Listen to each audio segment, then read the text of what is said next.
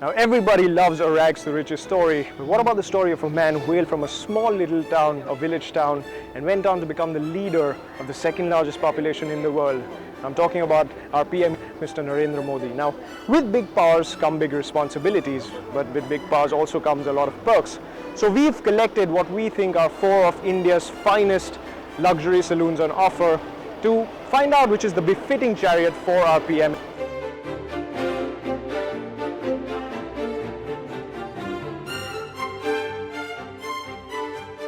Our journey begins right here from the Vadnagar railway station, where it all began for Narendra Modi, where he'd come as a little boy and sell tea with his dad.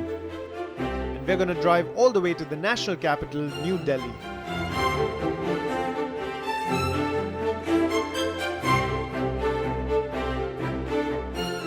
And along the way we're gonna find out, is the BMW indeed the right choice for our leader? Should he look at other German alternatives from Audi and Mercedes? Or should he indulge himself in the back seat of a Jaguar?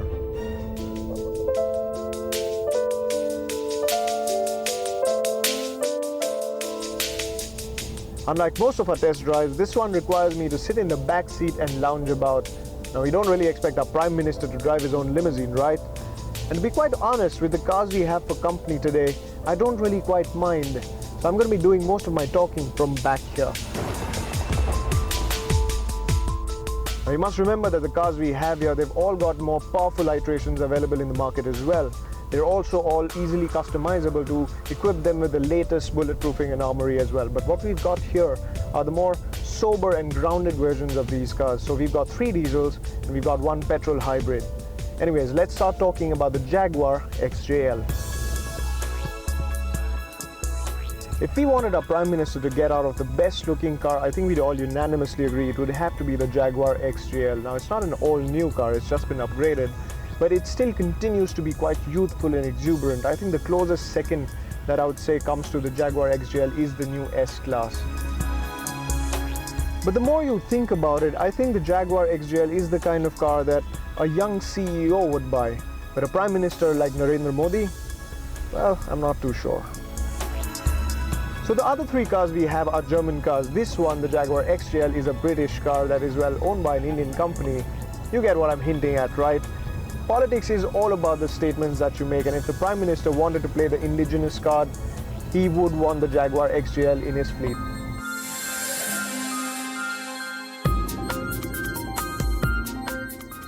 The XJL has always been more of a driver's car in this segment, but I especially love the interiors. You know, just the way you're wrapped around in great textures, colors, materials. There's a nice flow to the design.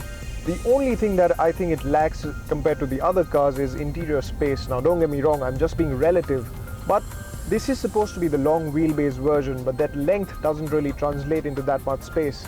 Especially when I recline my rear seat, the legroom does seem just a little bit compromised.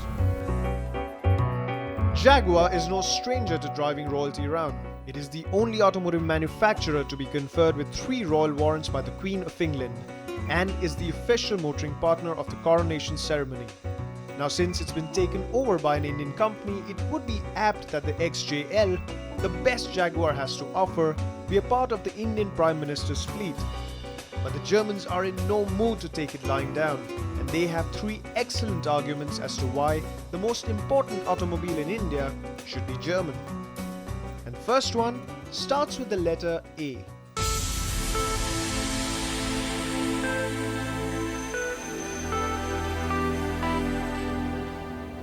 Before we begin talking about the A8L, it's important to understand that this test car isn't a standard spec car. It's got a lot of optional extras loaded into it. But to begin with, it has a lot going for it. Now, the A8L, which is Audi's flagship luxury saloon, has a lot of its technology from Audi's Le Mans winning technology. For example, the matrix LED lights that it has, the brilliant TDI engine technology, diesel engine technology, and of course the Quattro all-wheel drive system, which, by the way, is the only all-wheel drive system amongst all the cars here.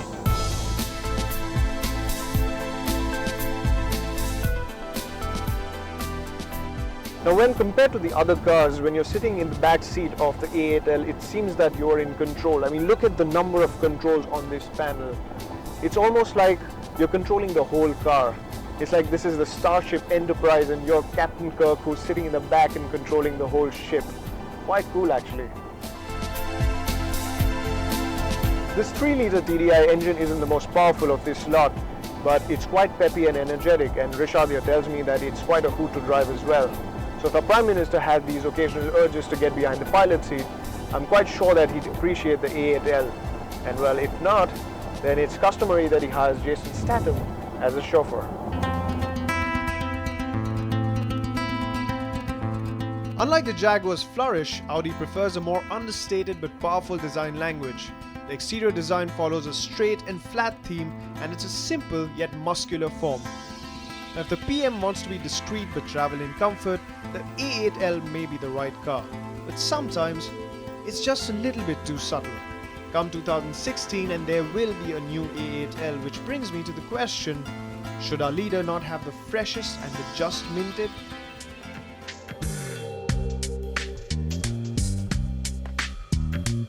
Now what we have with us today is not just the new 7 Series, but this is BMW's new ActiveHybrid 7. That's right, this is a hybrid, and it's the only hybrid that we've got today. It's the only hybrid in this segment. Now, like I was telling you before, politics is about making statements, and well, what better a statement than the Prime Minister doing his bit to save the planet by driving in a hybrid. Not to mention the fact that he's pledging his allegiance to hybrid technology, and well, God only knows that the Indian automotive industry could really use that from our government. Now, just because it's a hybrid doesn't have to mean that it's a slouch. Well, haven't you heard of the P1 or the 918 or the LaFerrari? So believe it or not, the ActiveHybrid 7 is the fastest car that we've got here today. So if our Prime Minister had to get away from those annoying media people and not us, we are the cool ones, I think he'd be better off in the ActiveHybrid 7.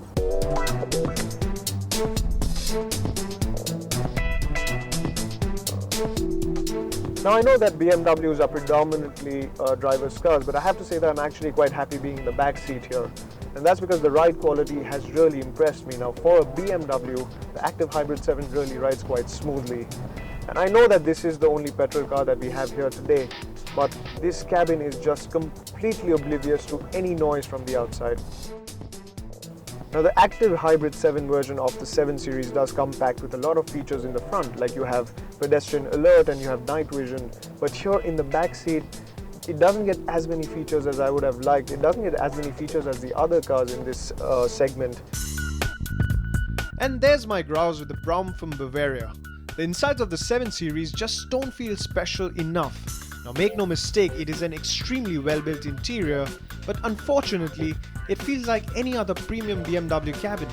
Now, if I'm the Prime Minister of the world's biggest democracy, I'd like my car's insides to be more than just high quality.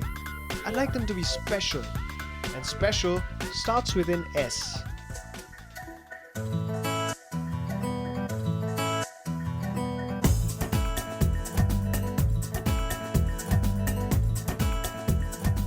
Now all the cars that we have here today are new cars, but while the others have just received updates, the S-Class is an all-new car, and we know what happens when a new S-Class is launched. It sets benchmarks. It maps out a route that the whole automotive industry as a whole gets inspired by, and the new generation S-Class is no different.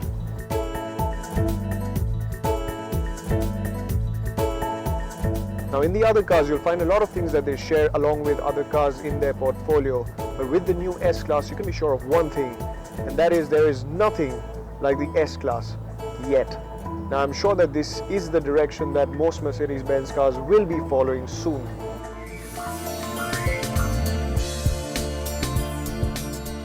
If Mercedes want to call their interiors a lounge rather than the interiors of a car, we won't actually blame them, because that's what we'd call it too.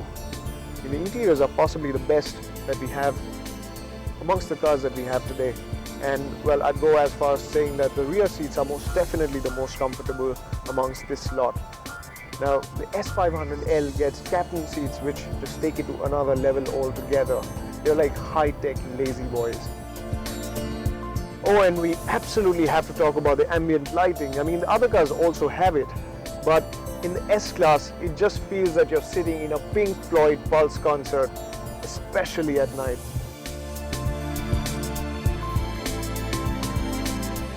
Now, quite frankly, there's hardly anything to choose between these cars when it comes to ride quality. They are all absolutely great, but I think the S-Class just manages to edge past them just slightly.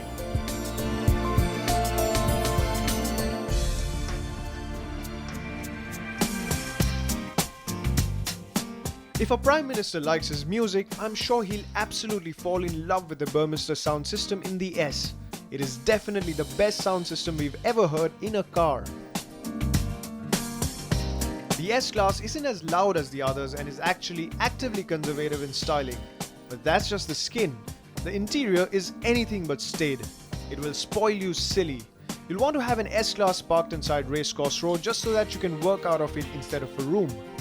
And what seals the deal is that it offers more equipment, more gadgets and more comfort than the others while being priced in the same ballpark. Not that the Prime Minister of India ever has to worry about the price. Oh wait, he should, because that's our money, you and me, the taxpayer.